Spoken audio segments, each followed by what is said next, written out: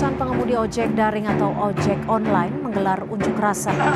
Ini kan terkait legalitas profesi kita. Sekarang yang kita alami adalah 20% pemotongan. Keputusan sewenang-wenang dari pihak aplikator.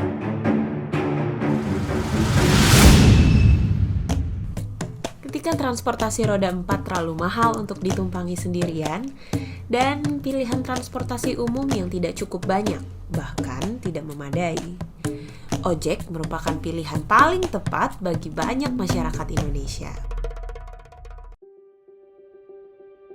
Ojek sebenarnya sudah ada sejak lama. Dulu, para ojek ini mangkal di pos-pos tertentu. Sampai kemudian, aplikasi karya anak bangsa yang dibuat oleh Nadiem Makarim bernama Gojek menawarkan solusi memanggil ojek tidak perlu harus jalan ke pangkalan. Dan para pengemudi ojek tidak perlu hanya menunggu lama di pangkalan. So, it is going huge and revolutionary. Semua orang menggunakan Gojek, dilanjut dengan aplikasi lainnya seperti Grab, Uber, bahkan sekarang bermunculan aplikasi lainnya seperti Maxim dan InDrive. This profitable business has proven to be successful in making the dynamic of our transportation system change. But is it all worth it? Para ojek online ini, yang selanjutnya kita sebut ojol, bukan berstatus pekerja di satu aplikasi. Mereka bisa menggunakan berbagai macam aplikasi dalam satu waktu. Dengan fleksibilitas ini, mereka diuntungkan. Tapi, para ojol tidak mempunyai payung hukum karena statusnya yang bukan pekerja. Mereka dikeluarkan dari kewajiban perusahaan memberikan upah minimum, jaminan sosial, THR, cuti, dan hak-hak lainnya. Status ojol sejauh ini adalah kemitraan. Misalnya, ojol yang menggunakan aplikasi Gojek merupakan mitra Gojek. Akan tetapi, apa iya mereka benar-benar mitra? Saat ini yang bisa dilakukan pemerintah adalah mengurangi ketimpangan kekuasaan antara aplikator dan ojol.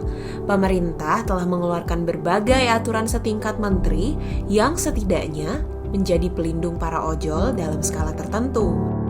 Misalnya tentang penerapan tarif dan biaya platform.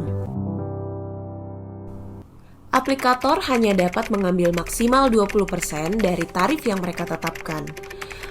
Misalnya, apabila perjalanan dari tempat A ke B adalah Rp10.000, maka ojol mendapatkan Rp8.000. Akan tetapi, para ojol belakangan resah karena harga yang ditetapkan ke konsumen adalah Rp12.000 dan mereka tetap mendapatkan Rp8.000. Turns out Rp2.000 merupakan order fee yang besarannya fix mulai dari Rp1.000 hingga Rp3.000. Hal ini tentunya tidak pernah diatur jelas. Ketimpangan dalam bargaining power ini membutuhkan peran pemerintah. Kegalauan pemerintah tidak pernah mengeluarkan aturan setinggi undang-undang sebenarnya mengakar pada ideologi bahwa kendaraan roda 2 tidak pernah menjadi transportasi umum. Dan pengakuan pemerintah pada transportasi umum roda 2 merupakan kegagalan pemerintah sendiri dalam penyediaan transportasi masif yang memadai. Status ojol yang kemudian memengaruhi hak-hak ojol merupakan dilema panjang yang dihadapi oleh para pengambil kebijakan. Ojol bisa saja mengambil jalur hukum untuk menuntut aplikator dan pemerintah. Hal ini seperti yang dilakukan para Uber driver di Inggris, yang kemudian menang dan diakui sebagai pekerja.